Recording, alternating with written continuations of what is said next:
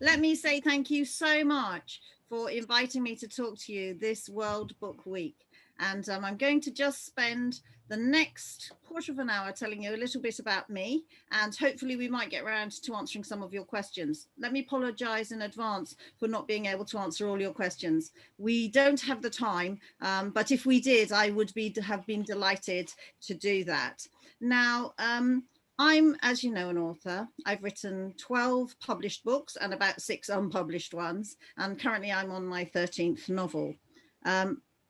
I write in 2 different genres. I write YA political thrillers. That's from sort of years, age 12, 13, going upwards to about 19 or 20. And I write for middle grade fantasy. That's from about 10 years old going. And I love both of those 2 genres. So how did I get inspired? That was one question that I noted that was sent to me. How do I get inspired? How did I get into writing to begin with? And for that, I've got to take you right back to the beginning. And that means when I was a little girl. And that was an awfully long time ago. I look pretty young for my age, I know. But back in those days, there was no television.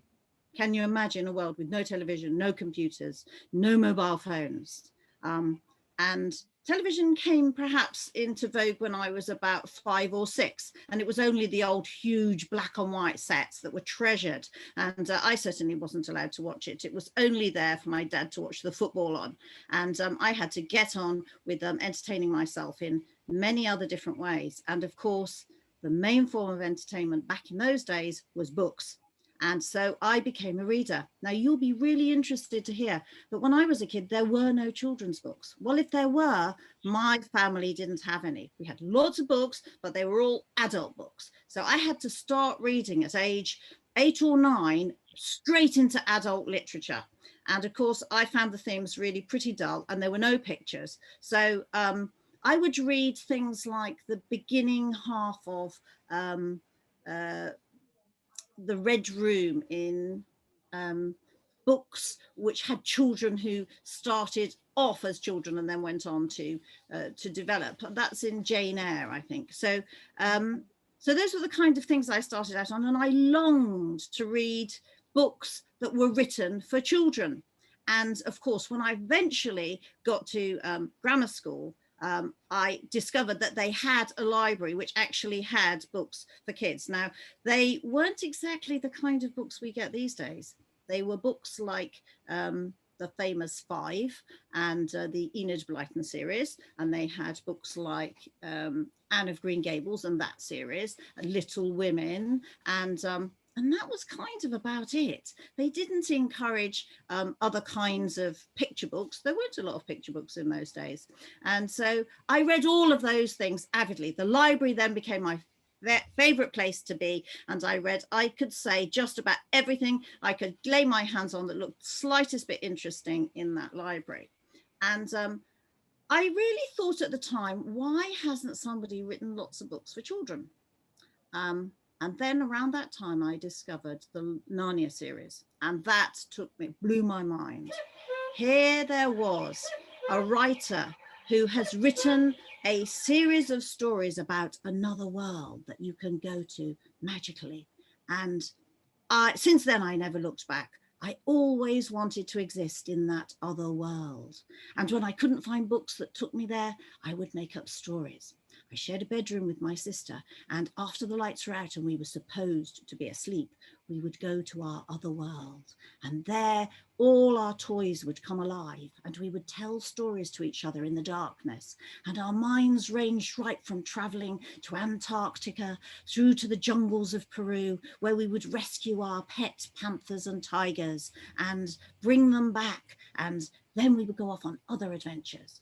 And I never lost the thrill of that, never, ever.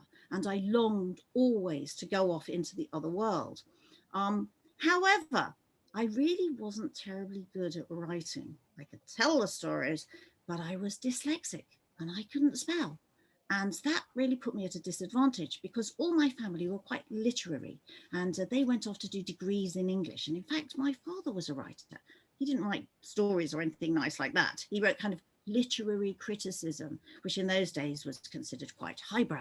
And he used to lecture in universities. And so that's why in our library at home, we had no children's books, because he really didn't think that they were up to scruff. You know, you had to be reading Charles Dickens and things like that. So I determined straight away that I was going to write children's books.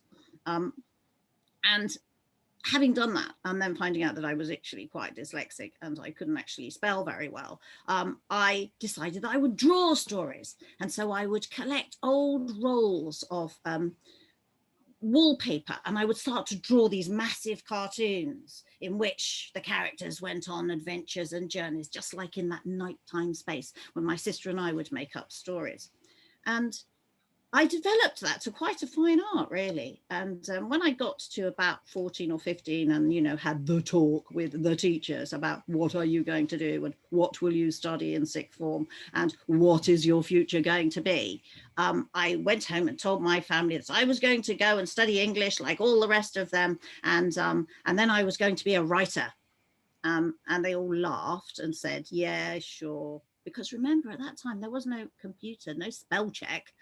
Yeah, sure, you know, you're going to be so hopeless because you can't spell half the time.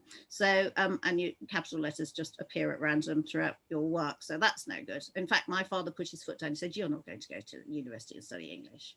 You could go to art school. You're really good at drawing, so off you go to art school. So there I was. I said, oh, okay, then I suppose that will be okay. And I was thinking in the back of my head, well, I could do illustration. That is how I could get into story writing, and I could illustrate stories. So I went off to art school, and at art school, I was really hoping there might be something like an illustrator's course, but those only came much later.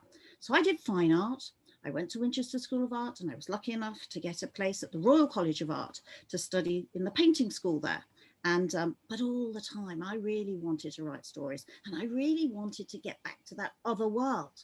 And I couldn't find it for myself in doing paintings. So I decided then the thing to do would be to go off and travel. So I packed a bag, and I told my family that I got my degrees and I was fine now, and I was going to go off and travel around in Africa, because remember at that time I was a bit young for the Beatles, but they had been, you know, coming back from India and doing things like that. So it was obviously gap year time. Post getting all my degrees, I was going to rush off and travel, and I did that. I went to Cameroon, I went to Mali, I crossed the Sahara Desert with my backpack. I caught lorries to do that. And then I came back to England and I said, right, that's great. Traveling is wonderful. There's worlds out there to discover. And I still wanted to put those worlds into stories. But life caught up with me, and I thought, well, I've got to face my dyslexic disability head on. And so I'm going to go and train to be an English teacher. And that's what I did. I went to London University and I did a PGCE, and I trained to be a teacher, and I was armed with a dictionary in one pocket and a thesaurus in the other pocket. And I learned all the most common spelling errors, and I was good to go. And then I thought, right, well, then I'll go. And I got a job in Ghana teaching English in one of the international schools there. And when I got there, I suddenly thought, this is the place where I can now start writing. I've got all the skills. And I did. I started writing, and I wrote a novel that was based on a childhood experience that I'd had, where I'd met, or I'd walked to school pretty much, with a boy from Nigeria. Now, this boy had a very interesting past, because he was living in this home for children, which was stuck out in the middle of the Cotswolds. And in those days, people could kind of park their kids, a bit like parking your car in a long stay car park when you were going off for an operation or for a holiday. And he'd been parked there by his uncle, who never came back. And so he'd waited and waited, and he had this whole theory that he was really a prince and he was in hiding, and one day he would go back to Nigeria and claim his kingdom. And I thought that was a brilliant story, and he and I developed, you know, lots of angles to it. And I thought, well, I'll write his story, he won't mind, he'll be pleased. So I did. It was called The Lion Skin Rug. And I suddenly got this phone call when I was in Ghana teaching, to say that I'd been shortlisted for a BBC worldwide competition that I'd sent the script to. So quickly got on a plane, jumped back, went to the BBC, where I'd now been shortlisted down from the 5,000 candidates down to the top 10, and then to the top 5. And eventually I came in second.